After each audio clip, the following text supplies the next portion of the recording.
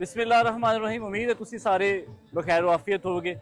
असी अज मौजूद हाँ किला चौक के नज़दीक एक छोटा जहा कस्बा एक पिंड है कोट मटवा, जिथे एक मेला लग्या बाबा जी पीर सैयद शाह हुसैन साहब उत्थे गद्दी नशीन ने।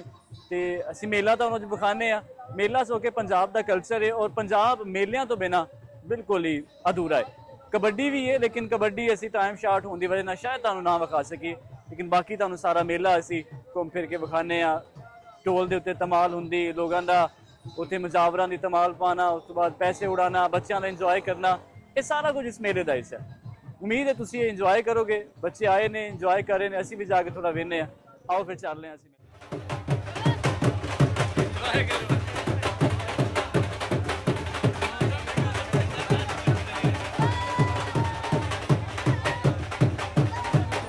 करना है या आगे जाएंगे? मैं तो यहीं से कुछ क्लिप कैप्चर कर लेंगे। अभी इससे बनाएं। हाँ शुरू कर रहे हैं। क्या बनाना है?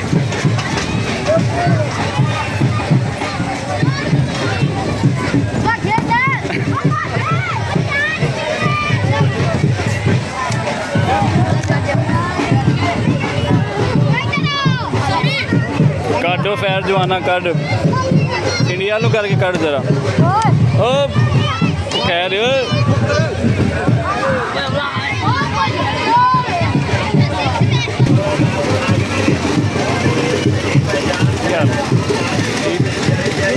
करें करें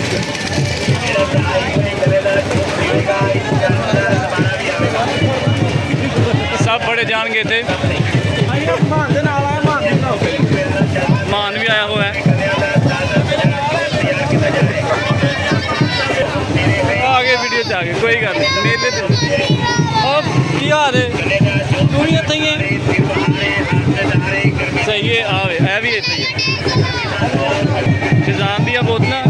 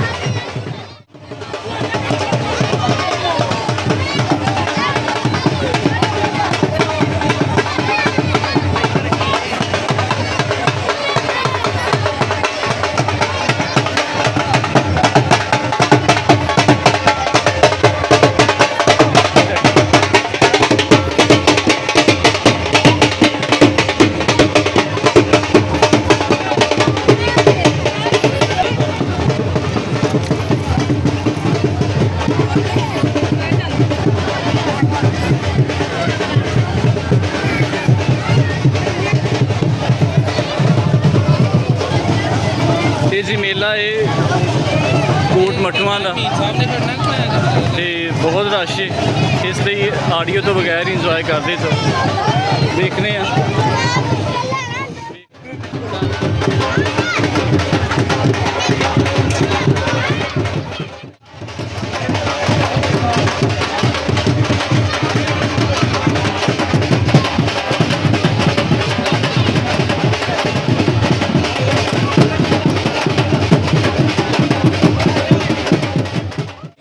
बच्चों के लिए ये खिलौने, क्या बात।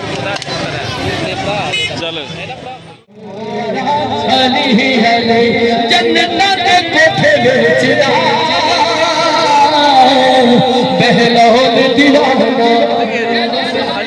अली साहब